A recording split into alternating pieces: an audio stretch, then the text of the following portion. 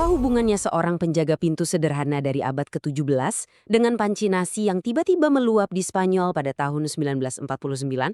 Nah, ini dia cerita yang melompati 3 abad untuk menghubungkan keduanya dalam sebuah kisah luar biasa tentang Santo John Machias.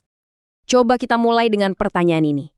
Mungkin gak sih cuma dengan 750 gram beras, itu bahkan gak sampai sekantong penuh loh, bisa cukup buat makan 150 orang sampai kenyang? Kalau pakai logika sih jawabannya jelas nggak mungkin. Tapi sejarah punya cerita lain. Yuk kita lihat. Oke, kita mundur dulu ke tanggal 25 Januari 1949. Lokasinya di sebuah kota kecil di Spanyol, namanya Olivenza. Disinilah, di sebuah dapur yang sangat sederhana, bakal terjadi sesuatu yang, ya, benar-benar di luar nalar. Jadi gimana ceritanya keajaiban ini bisa terjadi? Semua berawal dari seorang juru masak. Namanya Leandra. Dia lagi pusing banget. Stok berasnya tinggal segitu-gitunya. Cuma 750 gram. Padahal dia harus kasih makan para siswa plus orang-orang miskin yang kelaparan. Karena udah mentok, dia melakukan satu-satunya hal yang dia bisa. Dia berdoa. Khusus memohon bantuan Beato John Machias. Dan disitulah keajaiban dimulai. Panci nasi yang lagi dia masak tiba-tiba mulai meluap. Dan ini bukan cuma meluap sebentar loh. Coba bayangin ya, nasi itu terus-terusan keluar dari panci, nggak berhenti-berhenti selama 4 jam penuh. Cukup buat semua siswa makan dan lebih dari 150 orang miskin yang datang hari itu. Semuanya kenyang. Dan ingat, ini semua dari 750 gram beras yang tadi itu. Oke, pertanyaannya sekarang, siapa sih John Machias ini? Kenapa Leandra berdoa kepadanya? Nah, disinilah ceritanya jadi makin luar biasa. Dia itu bukan orang suci dari zaman itu. John Machias adalah seorang bruder Dominikan yang hidup, coba tebak, 300 tahun sebelum kejadian panci nasi ini. Yuk kita kenalan lebih jauh sama dia. Dia lahir di Spanyol tahun 1585. Terus dia menyeberangi Samudra Atlantik buat mulai hidup baru di Lima, Peru. Di sana dia nemuin panggilannya. Dia gabung Ordo Dominikan, tapi bukan sebagai imam, melainkan sebagai bruder awam. Jadi, hidupnya itu benar-benar didedikasikan buat pelayanan. Sampai dia meninggal di tahun 1645, fokus hidupnya cuma satu, ngelayanin orang miskin. Tugasnya di biara itu, kedengerannya sepele banget loh. Dia cuma seorang penjaga pintu. Tapi jangan salah. Justru dari posisinya di gerbang biara itu, dia mengubah pintu biasa itu jadi semacam gerbang harapan buat ribuan orang miskin di Lima. Dia jadi terkenal banget karena kebaikan hatinya yang luar biasa. Nah, kalau ngomongin soal melayani, John Machias ini kreatifnya bukan main. Ada satu cerita paling terkenal dari hidupnya soal asisten penggalangan dananya. Dan ini asisten yang paling unik yang pernah Anda denger deh. Soalnya, dia bukan manusia. Betul sekali, asistennya itu seekor keledai. Eits, tapi ini bukan keledai sembarangan ya. Keledai ini tuh pinter banget dan punya tujuan yang jelas. Kayak dia bener-bener ngerti gitu loh misi suci yang lagi dia jalanin. Jadi sistemnya tuh jenius banget.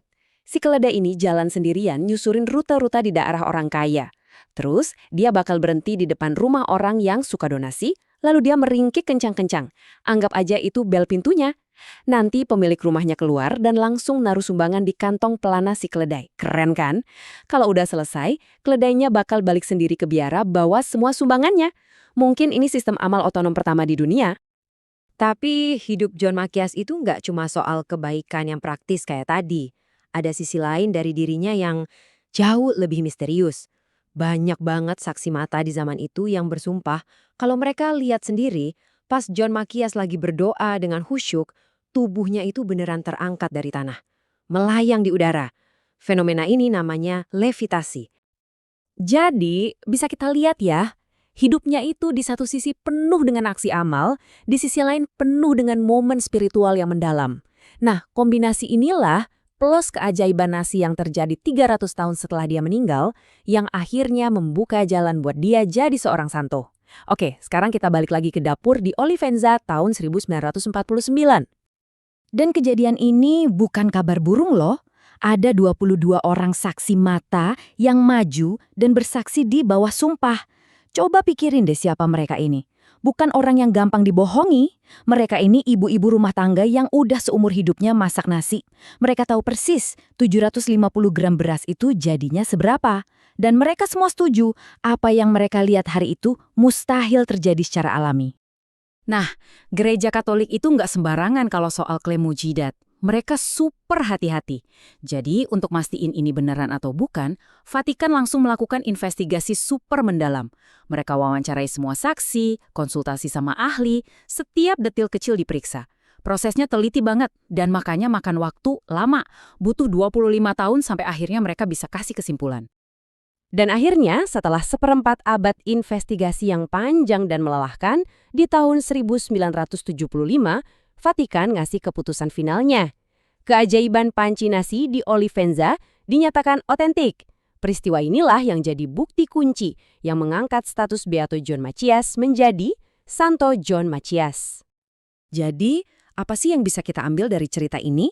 Warisan Santo John Macias itu jadi bukti nyata ya, kalau kehebatan sejati itu bukan soal jabatan atau kekuasaan, tapi soal pelayanan yang tulus dan rendah hati.